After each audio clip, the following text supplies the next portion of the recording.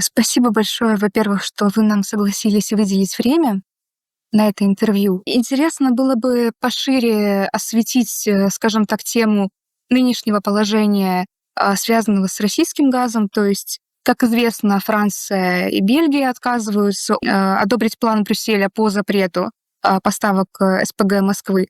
Интересно, что ситуация по обе стороны баррикад, да, как эти антироссийские санкции повлияли на этот газ, повлияли и на экономику Российской Федерации, и на экономику Европейского Союза в целом, и успешно ли переходят страны ЕС на другие поставки. Что касается планов Европы, да, 16 июня должен быть опубликован проект программы по полному отказу от российских энергоносителей, включая не только газ и нефть, но и урановые продукты всевозможные.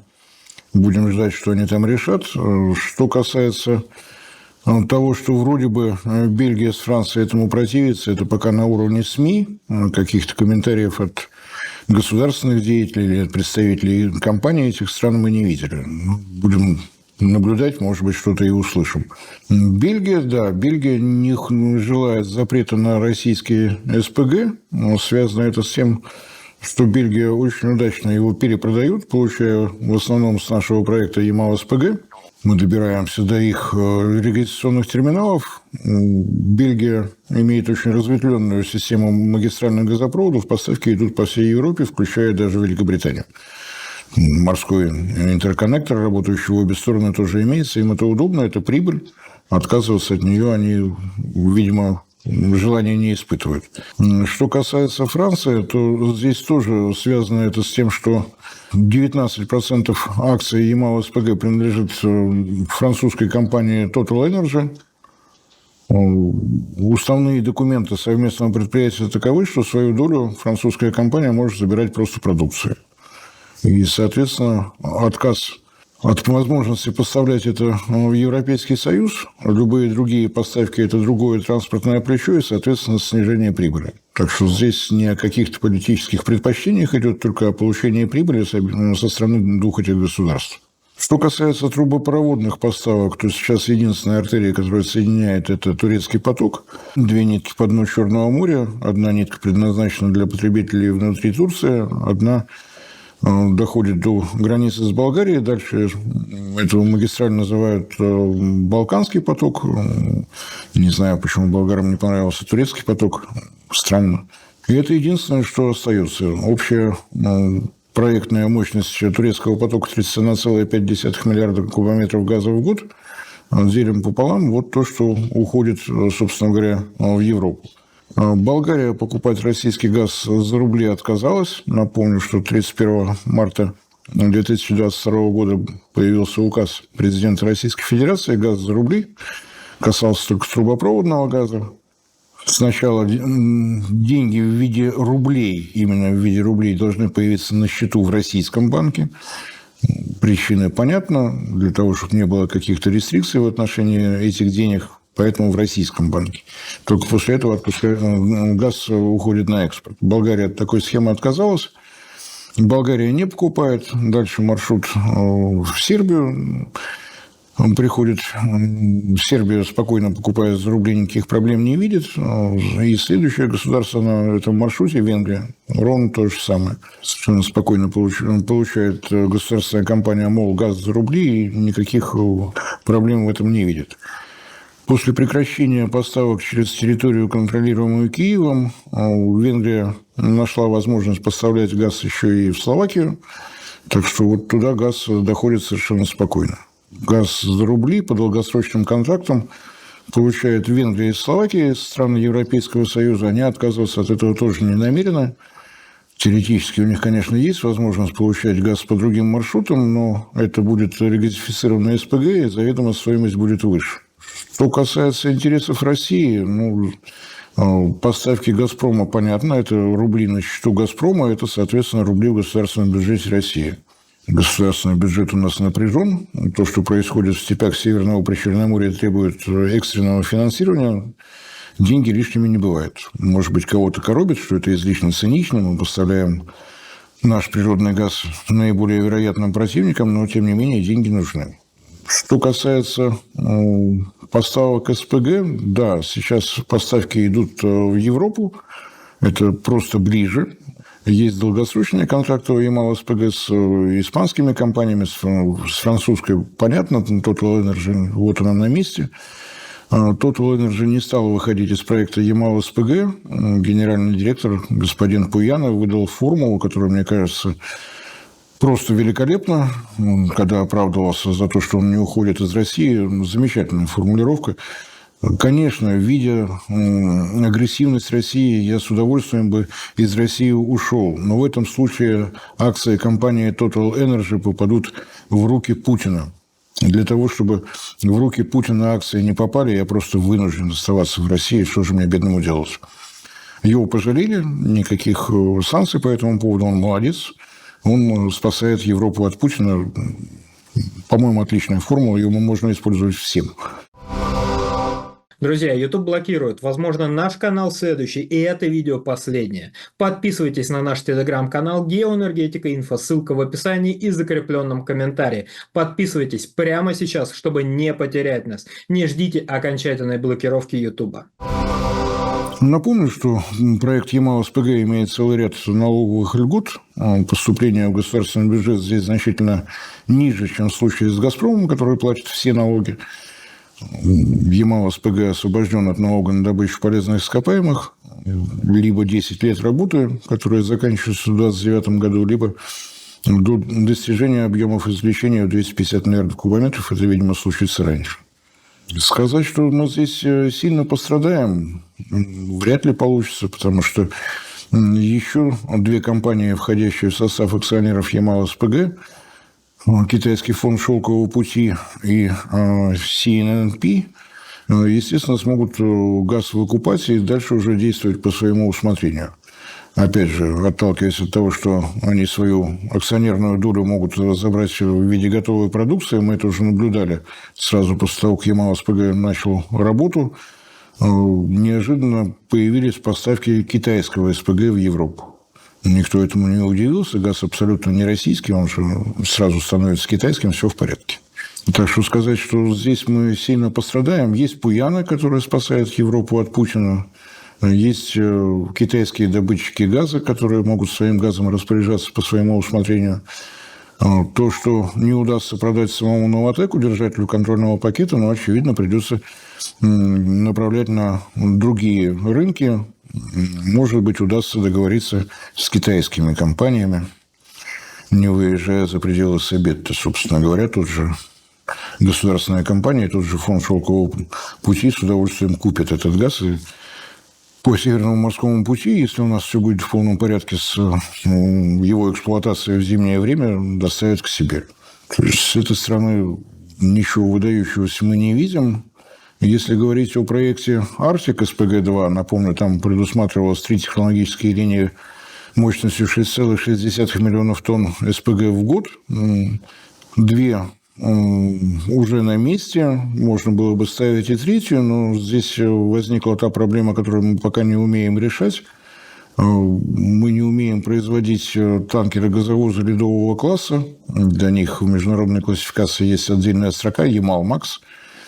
Связано это с тем, что вот такого качества танкеры-газовозы никому в мире больше не нужны. Это наш индивидуальный проект. Танкеры «Ямал-Макс» могут самостоятельно идти по льду толщиной до 2 метров. Больше это нигде не требуется. Эти суда мы должны были производить на судостроительном комплексе «Звезда» в Приморском крае, рядышком с Владивостоком через залив. Но у нас так с этим и не сложилось. Несмотря на то, что финансирование идет со стороны государства, куратор этого проекта есть, Роснефть.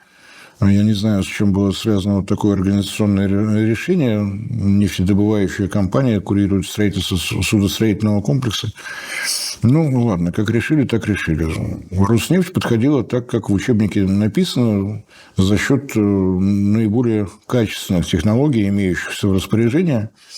И, соответственно, Роснефть оказалась в ситуации, когда все эти технологии надо было собирать за счет возможностей российских компаний. Это не так просто. Соответственно, все сроки выпуска таких судов сдвинуты вправо, но ходовые испытания в январе этого года начались, и есть шанс, что первые 3 танкера-газовоза в нашем распоряжении появятся. Тогда можно будет говорить о том, что нам удастся оживить Арктик СПГ-2. И не исключено, что с этим мы тоже справимся. Но я не думаю, что вот этот СПГ будет хоть как-то привязан к европейскому рынку. Работать на столь ненадежном рынке, где нет возможности подписывать долгосрочные контракты, просто невыгодно. Опять же, не из политических предпочтений, слишком велики экономические риски.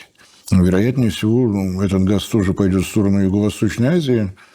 Будет ли его покупать Китай или Япония? У японских компаний есть доля в проекте Арктик СПГ-2. Тоже будем смотреть. Евросоюз рассчитывает на то, что не просто так там в этой программе по отказу от российского топлива стоит срок 27 год.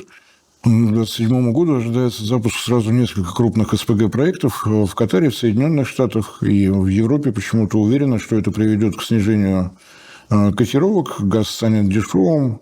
Почему они так уверены, что все те компании, которые вкладываются в новые СПГ-заводы, об этом не знают, что они в обязательном порядке должны начать конкурировать между собой, снижать цену, мне неизвестно. Катар, да, у него долгосрочные контракты подписаны с кем угодно, кроме Европы, он вообще ни о чем не беспокоится, собственные танкеры-газовозы, все свое, все в Азию спокойно поставят. Что касается американских инвесторов, они, обнаружив, что должны практически одновременно выйти на рынок, порядка 40% этих проектов сдвинутых вправо. Люди грамотные, зачем нам выходить всем вместе в 2027 году? Я год подожду, выйду в 2028, ничего страшного не произойдет.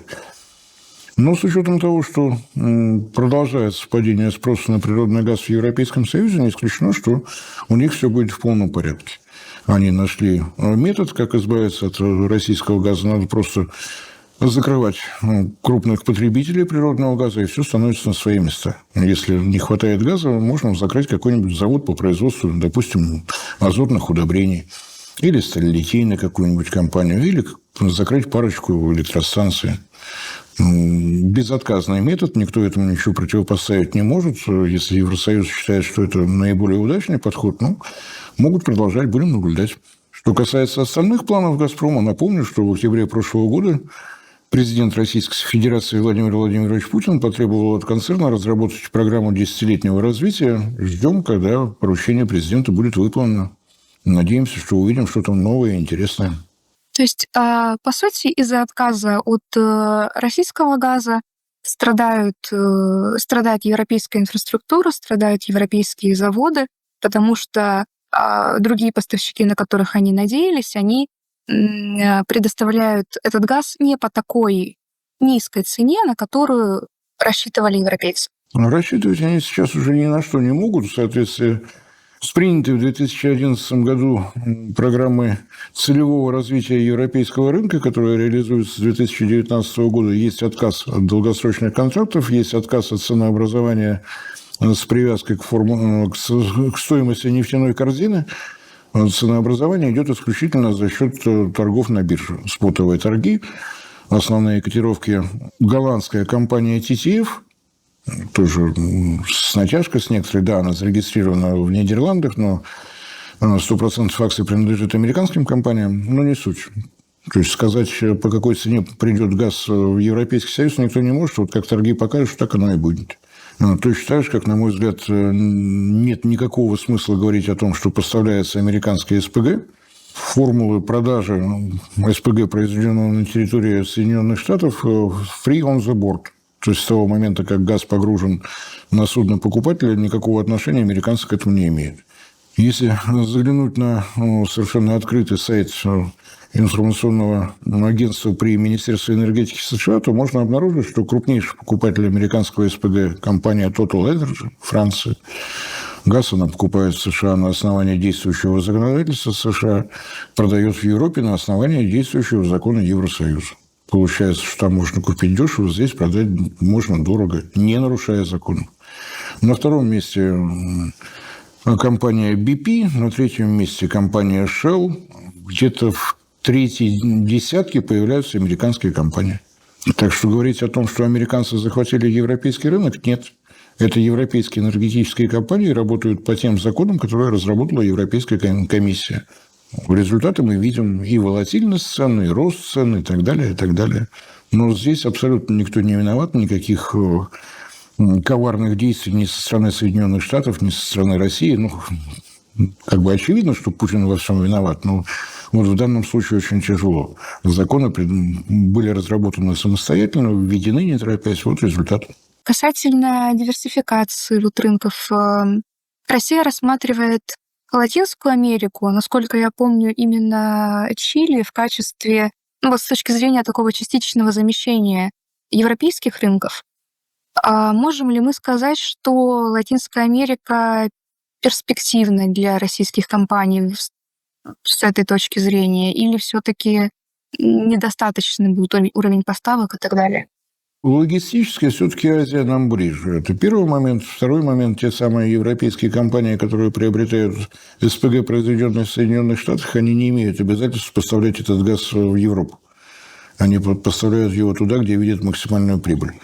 С учетом логистики, да, стран Южной Америки, даже если там будет расти спрос, вероятнее всего, европейские компании его удовлетворят за счет СПГ, произведенного в США.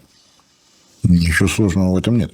Нам действительно важнее работать с азиатским рынком.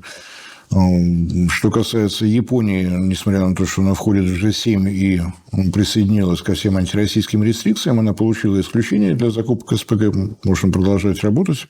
В Южной Корее вот только что выборы прошли, и если смотреть по риторике победившего кандидата, он тоже не имеет ничего против того СПГ, который будет экономически выгоден. Соответственно, какие-то послабления и южнокорейские компании получат, и достаточно много покупают на Сингапур, Таиланд закупал. Сейчас растет спрос во Вьетнаме. То есть нам есть с кем работать. Не исключено, что мы когда-нибудь реализуем и проект пакистанского потока. Напомню, это магистральный газопровод от южных портов до промышленного севера Пакистана, порядка 1000 километров. Мы должны были его уже строить, но в Пакистане какие-то сложности. У нас есть проект Балтийского СПГ, 13 миллионов тонн в год был приостановлен в связи с уходом лицензиара, то есть компания, владеющая лицензиями немецкой компании Линде, но по сообщениям «Газпрома» проект продолжается. Он изначально был задуман для поставок в Индию и в Пакистан. Логика до предела простая. Там растет спрос. Мы не занимаемся сжижением газа в Арктике. Соответственно, нам не нужны ледовые танкеры-газовозы. И расстояние, согласитесь, от Ленинградской области до берегов Пакистана и Индии значительно короче, чем от Ямала. Если «Газпрому» удастся реализовать этот проект, а последнее сообщение от господина Миллера было о том, что почти на 40% проект завершен, то вот еще один источник. Почему бы и нет? Давайте будем наблюдать. Напомню, что есть у нас еще и юг, и если вспоминать слова президента, сказанные весной 2022 года, разворот вектора нашей активности два – юг и восток. Что касается юга, то уже начаты поставки российского газа в Узбекистан. Ведутся переговоры, и, вероятнее всего, в ближайшее время начнутся поставки газа в Иран. Проект есть. Последнее сообщение по этому поводу было от Владимира Владимировича. Он считает, что начало поставок – это 1,5 миллиарда кубометров газа в год. Тем не менее, это поставки. Что касается поставок в Узбекистан, на день сегодняшний по статистике получилось порядка 5 миллиардов кубометров в год. У Министерства энергетики Узбекистана уже рассчитана программа расширения газотранспортных сетей для приема больших объемов газа. Узбекистан рассчитывает, что к 2030 году объем поставок вырастет до 11 миллиардов кубометров. Ведутся переговоры с Казахстаном. Так что у нас помимо восточного проекта есть еще и южный, достаточно большой. И главное, что он достаточно короткий. Поставки в Узбекистан идут по магистральному газопроводу Средняя Азия-Центр, построен в 70-е годы прошлого века. Трубопровод сами трубы в полном порядке, поставили новые компрессорные станции, поставили газоизмерительные станции, подписали договор с Казахстаном. Казахстан, вот пришли люди, отремонтировали компрессорные станции, газ шел с юга на север, сейчас идет с севера на юг. Деньги в любом случае платит. Казахстан, разумеется, участвует охотно. И вероятнее всего, что и поставки в сам Казахстан тоже Спасибо вам большое. Действительно, очень подробно, очень на многие вопросы ответили. Я думаю, что нам будет действительно очень интересно дать этот материал. Спасибо вам большое.